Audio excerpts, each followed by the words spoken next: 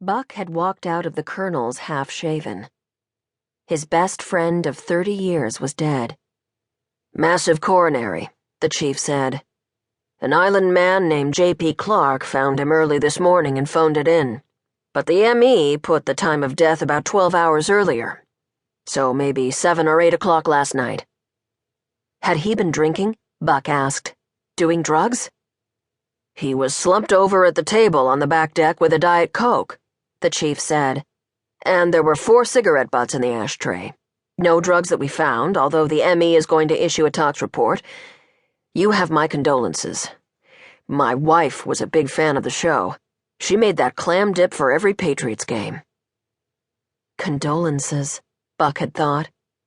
That belonged on Deacon's stupid word list. What did it even mean?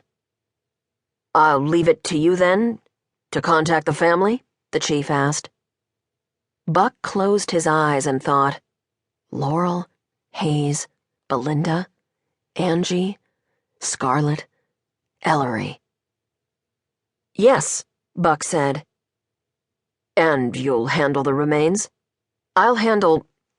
Yes, I'll handle everything," Buck said. Massive coronary, Buck thought. Diet Coke and 4 cigarettes. It was the cigarettes that had done it in the end, Buck guessed. He had told Deacon. But now was no time to indulge his inner Surgeon General. Deacon was gone. It wasn't fair. It wasn't right. "Thank you, Chief," Buck said. "For letting me know." "Well," the chief said, "unfortunately, that's my job. My thoughts to the family." Buck hung up and watched his arm shoot into the air. A taxi put on its blinker and pulled over. Everything was the same in the world, but then again it was different. Deacon Thorpe was dead. The death had been devastating enough, but as the executor of Deacon's estate, Buck was then required to delve into the paperwork that inevitably followed.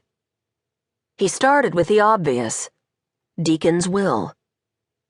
He had left the restaurant to his daughter Angie, which made sense, although Harv would continue to run it for the foreseeable future. And Deacon had left his other major asset, the house on Nantucket, to the 3 women he had been married to, Laurel Thorpe, Belinda Rowe, and Scarlett Oliver, to be owned in thirds, with time split in a fair and just manner as determined by the executor. Great, Buck thought. As Buck sifted through Deacon's marriage certificates to Laurel, to Belinda, to Scarlett, the divorce agreements from Laurel and from Belinda, the deed to the Nantucket house, which turned out to be encumbered with 3 mortgages and 2 liens, the LLC paperwork for Deacon's 4-star restaurant, The Boardroom, in Midtown Manhattan, the contracts with ABC, ancient, defunct, and the Food Network, and his bank and brokerage statements, he'd been thrown into a tailspin. All Buck could think was, this has to be wrong. He rummaged through every drawer of Deacon's desk at the restaurant and meticulously checked the apartment on Hudson Street, a task much more easily accomplished without Scarlett around. Every piece of paper Buck found served to make the situation worse. It was like a game of good news, bad news, except this version was called Bad News, Worse News. Deacon hadn't paid any of the 3 mortgages on the Nantucket house in 6 months, and he was 3 months behind on the rent for his apartment on Hudson Street. Where had all of Deacon's money gone? Buck found a canceled check for $100,000 made out to Skinny for Life. Skinny for Life? Buck thought. 100 large? This sounded like one of Scarlett's projects.